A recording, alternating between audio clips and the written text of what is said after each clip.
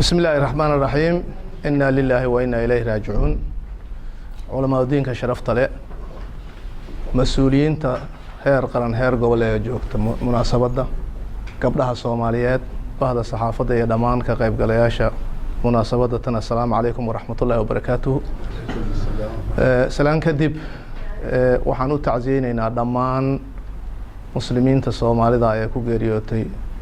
weerarkii shalay galab ka dhacay hotelka Naasablo 2 ee magaalada Muqdisho intii ku geeriyootay Allah jannadii ka waraabiyo intii ku dhaawacantay Allah caafiyo intii Allah ka badbaadiyay umrigooda Allah dheereeyo waxaan filayaa munaasabadan inay tahay in xanuunkaas looga hadlayay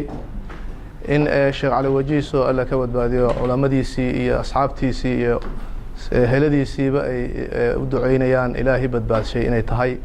iyo baroordiiq dhamaan loo sameeyay intii Soomaalida ahayd wax ku waxyeelowda weerarkaas sida aad la socotaan Soomaaliyay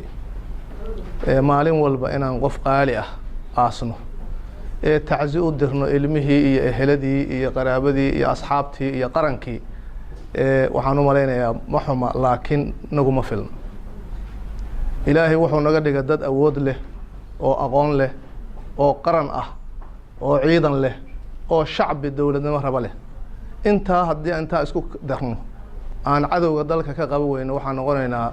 dadan mas'uuliyadooda ka soo bixin oo taariikhda qori doonto waxaan rajaynaynaa inaan isugu baaqno isugu sheegno inaan dalka ka xoreyna cadawga ummadeena baabiinaya qof uu dhaafaya malaha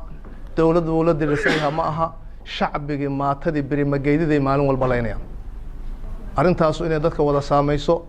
in loo wada kaco ayaan ku baaqaynaa hadallada laga meesha aan ka soo gaaray ee dawlad goboleedyada ku saabsan dawlad goboleedyadu waa Soomaali shacbi dawlad goboleedyada deegaanada jooga doortay xil baa loo doortay xilkii loo doortay oo qarannimadu ka mid tahay inay gutaan anigu waxaan qabaa inay ka leexan karin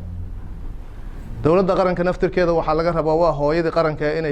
inay ilmaha iyadoo naftirkeedu madaxu salaaxdo ay waaniso oo la dardaaranto oo haddii la qaldan yahay laga celiyo haddaynan isku duubnaan ee aynaan midoobin cadawna iska celi ma karno dalkeena iyo dadkeena waxba uma qaban karno sidaas darteed waxaan isu sheegaynaa isu dardaarmaynaa isugu baaqaynaa in la midoobo dawlad goboleedyada iyo dawladda qaranka shacbiga Soomaaliyeed la matalo oo magacooda karbadida gaduudan lagu soconayo ayaa awoodda iska leh suldato shacbi ma la iloobe awoodda shacbigu aaway anigu waxaan aaminsanahay madaxdu inay tahay khaadimiin u shaqeysa shacbiga haddii shacbigu garan waayo inuu asagu batroonigi yahay oo asaga loo shaqeeyo ee uu malay asaga in la leeyahay nasiib daran u arka anigu shacbigow dawladdu waxay u baahan tahay shacbi dawladna ma jiri karta shacbi la'aan waxaa la iska rabaa in dhammaanteen aan noqono dhiig lagu shubo qarannimada inaan noqono kulligeen dhiig lagu barbaariyo qarannimada Soomaalida iyo difaaceeda iyo dadka dalka iyo diintaba arintaas isfarimayno waa ognahay culamadana Allah jisa ka siiyo inay intaas maalin walba 24 saac u taagan yihiin waa ognahay shacbigu waa u taagan yahay hogaamiyaasha kala duwan heer qaran iyo heer dawlad goboleed iyo heer gobolba waxa looga baahan yahay inay u midoobaan sidii ummadan uga badbaadin lahayn khatarta ay ku jirto mustaqbalka dhow haddaan sidan ku sii socono magaceena iyo jiritaankeena khatar galay